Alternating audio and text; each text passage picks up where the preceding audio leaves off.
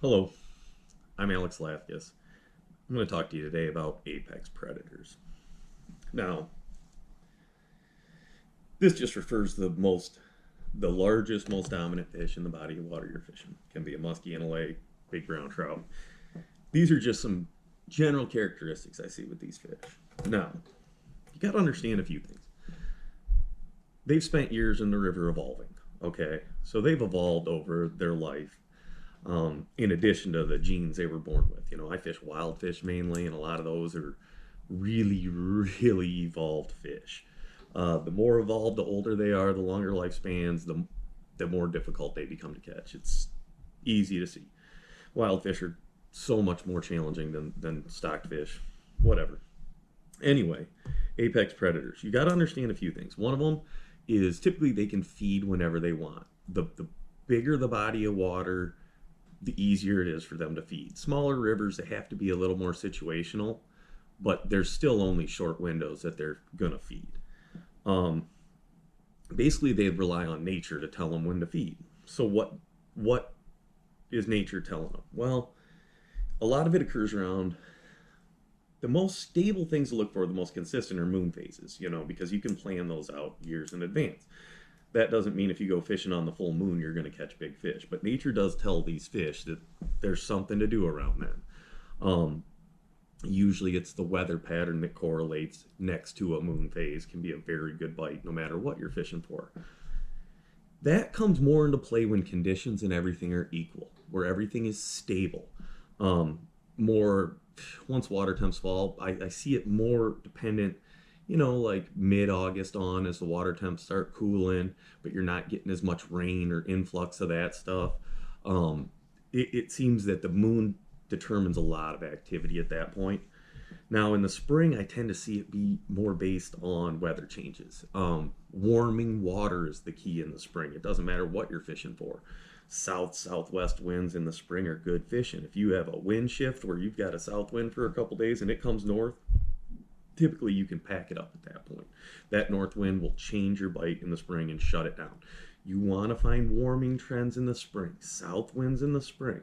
The only time of year you're looking for that north wind is November, December, when it's a big cold front telling these fish they got to feed or they'll die. So, the weather changes in the spring and the warm weather is going to jump the bite. Now, how do you take advantage of it to the best you can? Look for periods of time. Instead of the moon, I kind of look for periods of time where its water gets low and clear, and then it's going to shoot up again. It's always going to be a big bite. Those bigger fish know to feed when that water comes up. These fish binge feed. What you got to understand about a lot of these big fish is they only feed for a few weeks at a time, but in those weeks they'll consume so much food that they can lay up and do a lot less over a period of time. I tend to see, like, for these trout, it's a binge feed in the spring, and they feed, water temp finally gets warm, and then all of a sudden they've eaten their big meals, and it seems like a lot of them go to small meals more frequently, whether it's dry, small minnows, stuff like that. If you're fishing an area where they stock, that's going to change it. That's another target for them. But in the spring, it's about warming weather, warming water, and then that kind of caps out once you get up to a certain water temperature. Um, they shift into the dry fly thing. You'll see a few of them on drakes. Then they know to feed big on Hex in Michigan or whatever the big hatch is where you're at. They're going to feed because that's the last event before that water temp gets really warm. Then they go dormant. They tend to go dormant for weeks and weeks and weeks and weeks, 2 months basically. You tend to not see the big fish, night fishing, no matter what you're doing, until you start getting into earlier in September.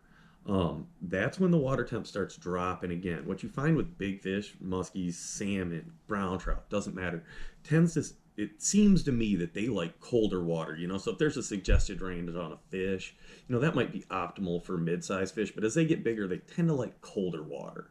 Um, you always see muskies suspending deeper than the big muskies are deeper than the small muskies. You catch the big kings deeper than the small kings until you get into fall and the big males and everything are out of temp looking to run rivers. Then they're usually above temp. Um, Regardless, there's these little windows with everything.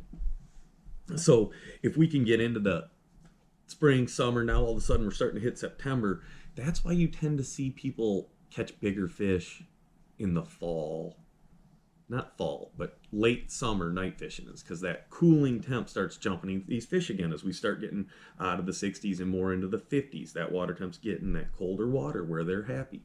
I see those bigger browns happy at about 48 degrees, where you tend to see the majority of trout rising at 55 degrees.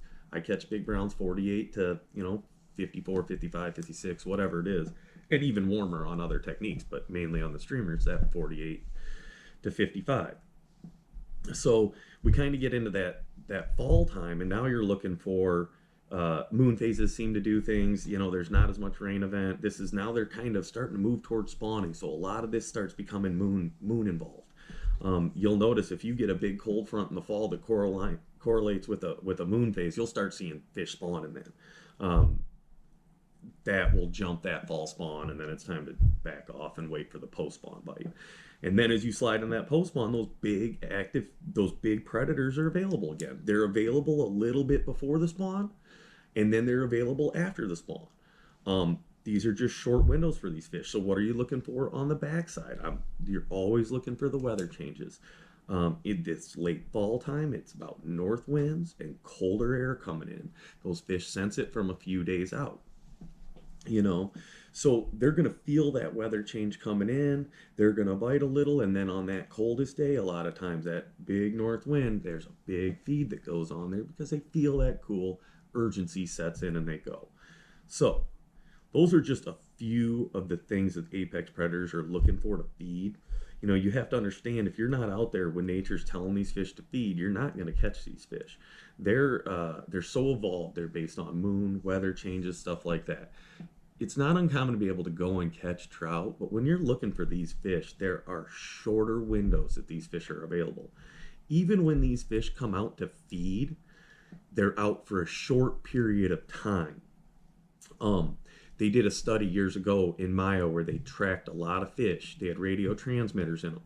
And what they found was, how they stated it in their paper was, fish would reside in an area, their home range, or a wood pile, a stick, wherever their home was. And then they would leave their home to an area of increased gradient. So that's relative. If they're in super slow, they're going to a little faster. If they're in kind of fast, they're going to faster. So it's always an upticking gradient. No matter what they're in, they're kind of shuffling up to where it's a little faster. And they would tend to leave their home to go to those spots of higher gradient for 20 to 30 minutes a day. Almost every day they went for 20 to 30 minutes a day. So now you're understanding, like, that's when water temps get warm. Those fish are only out for a flicker in time. So if you're not consistently fishing and fishing hard, you can miss these windows. That is something you've got to keep in mind when you go, is look, you can go long days, especially if you're shooting for the big one. You can go and go and go. I've had days where I've spent 6 hours in the boat seeing one fish or no fish to have it followed up with the best hour of my life. That day in particular, I think we ended up with 2 over 2 foot and a third one on that was 26 and a half, and the big was 27 and a half. It was like that. And it was also caught on that fly. Anyway, fun facts. So you got to be there when nature tells them to feed. Grind it out, be there, stick it out, look for fronts, moon phases, and fronts that correlate with moon phases can always kind of jump that. Rising water in the spring. But really understand, these fish are the top of the line. You're going to have to grind it out to find these fish. When they're out, there tends to be more than one out. Nature's telling them all to feed. But you still have to do things right to take advantage of it.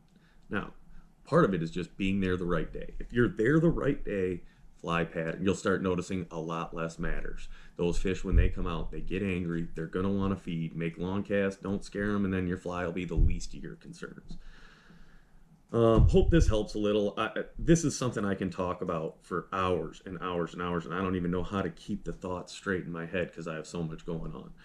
It's what I spend most of my time focusing on, is trying to be there when those fish are active, by timing that stuff out. And sometimes it's being there in the morning. Sometimes it's being there in the evening or after dark. I mean, they're very short windows, and you have to look and learn how to identify those and be there when those fish are out. I'm going to try to clear this stuff up with you as we continue going, but this is a big topic. We'll just kind of start there and go. Thanks, guys.